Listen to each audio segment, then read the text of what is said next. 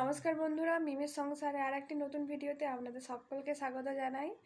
আর আজ হচ্ছে রবিবার, তো এখন বাজে ওই 9টার মতো। এই একটু আগে ঘুম থেকে ওঠা হলো, যেহেতু রবিবার সেই কারণে একটু দেরি করে ঘুম থেকে ওঠা হয়, কারণ সারা সপ্তাহ তো ওই 5টা সাড়ে 5টার দিকে ঘুম থেকে ওঠা হয়, আর এই দিনে একটু দেরি করে ঘুম থেকে ওঠা হয়। তো ঘুম থেকে উঠে মোবাইল ঘাঁটছে, আর আমাকে তখন থেকে অর্ডার করছে চা করো চা করো। তো চাটা কি করতেই হবে? অবশ্যই। চা না করলে আমেজ পাবো না। তো তুমি কি চা খাবে? গরিবের সংসারে যাই আছে তাই চা। এখন পাউডার দুধের চাটা খুব একটা ভালো নয়, যদি তুমি র চা করো বেশ আদা ফাদা দিয়ে, ভালোই লাগে। সেই দুধটা অল্প আছে, করে নেব। আরে নষ্ট কেন হয়ে যাবে, করে নাও। তোমাদের দাদা ভাই পারমিশন দিয়ে দিয়েছে, আরে চলো চাটা বানিয়ে নিই। এখানে চা বসিয়ে দিয়েছি, দুধটা এখন গরম হচ্ছে। আপনাদের সাথে যেই বাগানটা দেখিয়েছিলাম অন্ধকারে, এই যে এই বাগানটা, এই যে পুরো আম গাছে ঘেরা। আর ওই যে দেখুন পুকুরটা বোঝা যাচ্ছে হয়তো, হ্যাঁ বোঝা যাচ্ছে, এই যে জুম করে দেখাচ্ছে ওই যে পুকুরটা। এই যে পুরো বাগানটা দেখুন,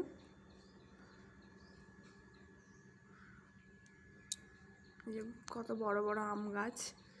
এখানে ভীষণ আম গাছ জানেন। আচ্ছা,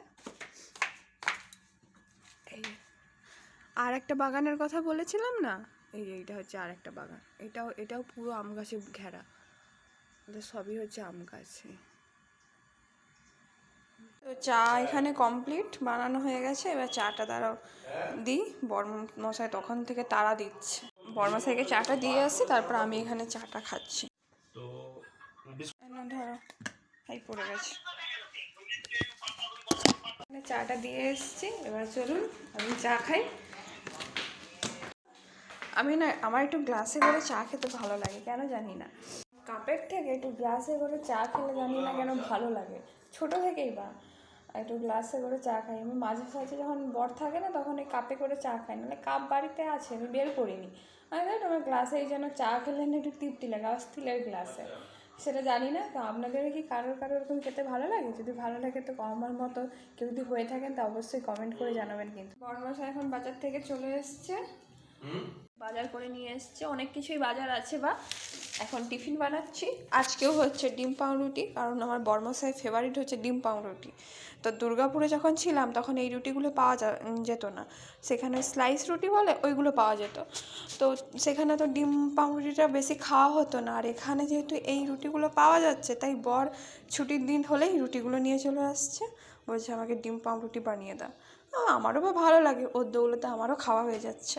বক বক না করে টিফিনটা বানিয়ে দিন, নাহলে ওইদিকে বসে আছে খাওয়ার জন্য। আমি হচ্ছে শুধুমাত্র ডিম পাউরুটি খেতে ভালোবাসি। তুমি খেতে ভালোবাসো না? তুমি খাবে না তো? আমি তো বলছি তোমার দৌলতে আমারও খাওয়া হয়ে যাচ্ছে, আমি একা বলেছি। এই যে আমাদের এখন ডিম রুটি রেডি। তো জানি না কতটা ভালো পেরেছি, তো আমার ইনি খেয়ে বলবেন। মানে তুমি খাবে না তাহলে? এটা আমি পুরোটাই খাবো। পুরোটা তুমি কি খেতে পারবে? থোড়ি নাকি। না না না আমি খাবো। আমার পেট বড়। না না না না না আমি খাবো, তোমার মন বড় নয়। আমার সব কিছু বড়। আচ্ছা তুমি বেশি নাটক না করে খাও, নাহলে আমি খেয়ে নেবো, ভীষণ খিদে পাচ্ছে। মাথা খারাপ নাকি? আগে খাবার। আগের বারে কিন্তু রিভিউটা ভালোভাবে দাওনি। না, আগের থেকে উন্নতি হয়েছে, তবে আর একটু উন্নতি। না না, এই যে ওটা তো আমার ভালো লাগে, তা তুমি এটা খাও, এটা খাও না, না ওটা দিয়ে দাও। একটু বেশি চুইয়ে ফেলেছো। আচ্ছা আমিও খেয়ে নিই। ভালো হয়েছে, খেয়ে দেখাচ্ছি আচ্ছা দুপুরের মেনু কি। সব সবজি কাটা হয়ে গেছে, আজকে একটু মিক্স ফ্রাইড রাইস বানাবো, আর এদিকে একটু আলুর কষা বানাবো। এদিকে কড়াই গরম হচ্ছে, আর এদিকে বর মশাই একটু চুলে হেনা করবে, আর তার দৌলতে আমারও হয়ে যাবে।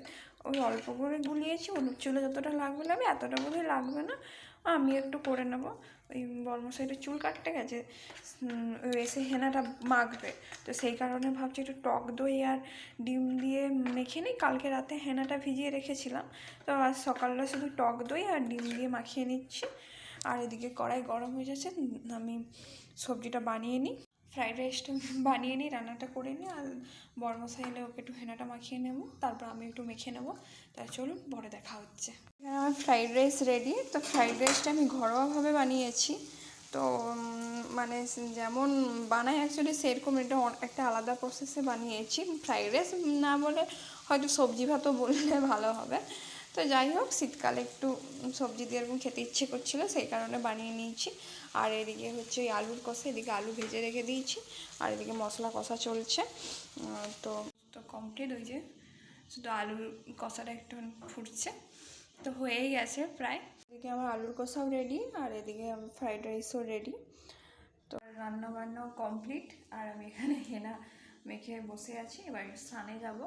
আর বর তো এখনও চুল কেটে আসেনি, তো এলে ওকে হেনাটা মাখিয়ে তারপর আমি স্নানে ঢুকবো। তো সেই কারণেই বসে আছি। তো এখন বাড়ি ঘড়িতে মোট 1টার মতো বেজে গেছে। তো স্নান টান করে এবার খেতে তো হবে। তো এখনও আসেনি, সেই কারণে আমিও বসে আছি। রান্নাগুলো হয়ে গেছে, ঠান্ডাও হয়ে যাচ্ছে, গরম গরম খেতে বেশ ভালো লাগে। এর মধ্যে আবার একটা অ্যামাজন থেকে একটা পার্সেল এসেছে। পার্সেলটা খোলা হয়নি, ভাবছি কি স্নান টান করে খেয়ে দিয়ে একেবারে খুলবো। তো খেয়ে দিয়ে পেট মোটা করে চলে এসেছি, এখন পানমুড়ি খাচ্ছি। আর মশাই, তো আপনি কেমন খেলেন একটু বলুন। এমন খাইয়েছে, আমার পেট এখনো খুব যন্ত্রণা করছে, তাহলে কেমন খেয়েছি আপনারা ভালো করে বুঝতে পেরেছেন। আসলে ঠিক আছে। লোভে না বেশি খেয়ে নিয়েছে, এক ও করা রে, হয়েছিল। আহারে কি সুন্দর বানিয়েছিল। এরকম আপনারা এত ভালো ফিডব্যাক কখনো পাবেন না। হ্যাঁ, ঠিক আছে, ঠিক আছে, আমার বুকে সৎ সাহস ঠিক আছে আছে, বলে ঠিক বউয়ের আছে, রান্নার উপরে সততার ঠিক আছে, পরিচয় ঠিক দিচ্ছি। আছে, ঠিক আছে। আপনারা কার বাড়িতে এরকম হাজব্যান্ড আছে যে সততার প্রতীক নিয়ে ঘুরে বেড়ায় বলুন। তাই নিজে একবার বানিয়ে খাও। আমি বন্ধুরা সমস্ত কথা মিথ্যে কথা বলছে। হ্যাঁ জানি একটু ভালো হয়নি, তো এতটাও যে ভালো হয়নি নয়, খাওয়া যাচ্ছিল খাওয়ার মতো। হ্যাঁ, আর উনি একটু বেশি খেয়ে নিয়েছে, তারপরে ওই জন্য একটু গ্যাস হয়ে গেছে, পেট যন্ত্রণা হচ্ছে। আর নাম কি নাম, আমার রান্নাতেই ওর পেট যন্ত্রণা হচ্ছে। তো যাই হোক, আজকের মতো ভিডিওটি এইটুকুই, দেখা হচ্ছে নেক্সট ভিডিওতে। আর হ্যাঁ, আজকের ব্লগটি কেমন লাগছে তা অবশ্যই কমেন্ট করে জানাবেন, আর লাইক শেয়ার সাবস্ক্রাইব করতে একদমই ভুলবেন না।